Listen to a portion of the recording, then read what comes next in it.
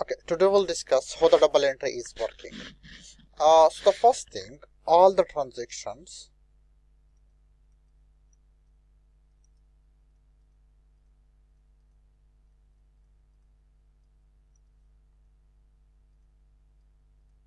occur in the FIFO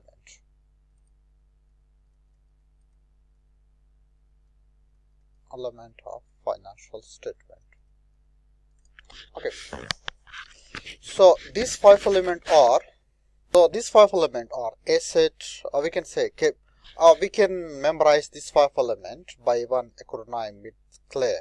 C for capital, L for liability, E for expense, R for revenue. Revenue is our income. So whenever transaction occur, either any of this element will be increase and the other will be decrease. So basically when there is a same when I come to liability, okay, so there's a these five elements, so either it can be increase or decrease.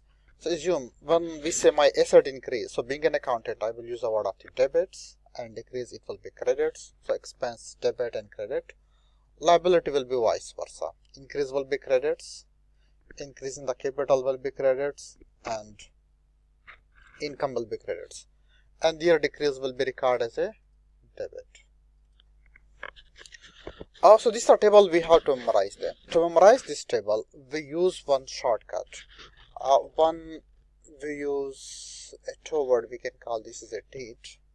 The other we can say regarding the click. So D stand for debit, E for expense, A for asset, and D for drawing. And C will be for the credit, L will be stand for liability, I for income, and capitals. So to memorize this table, what we can use these two acronyms, one with the name of the date and click. So D will be for the expenses, D will be for the debit, E for expense, A for asset, D for drawing.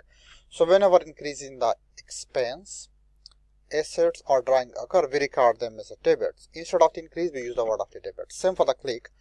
So whenever C for credit, increase in the liability, income and capital will be credit, and vice versa it will be debit.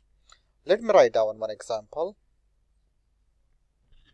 Choose a car for 5,000. So I will say, first of all, I will identify how many elements are there. So car is my asset and cash is my asset as well. So when I purchase a car, so it will be increase, and when I pay the cash, it will be decrease. So increase in the asset will be debit and decrease in the asset will be credits. So I can write down the double entry. Debit will be car because my car increased by 5,000, and decrease my cash, so it will be credits by 5,000.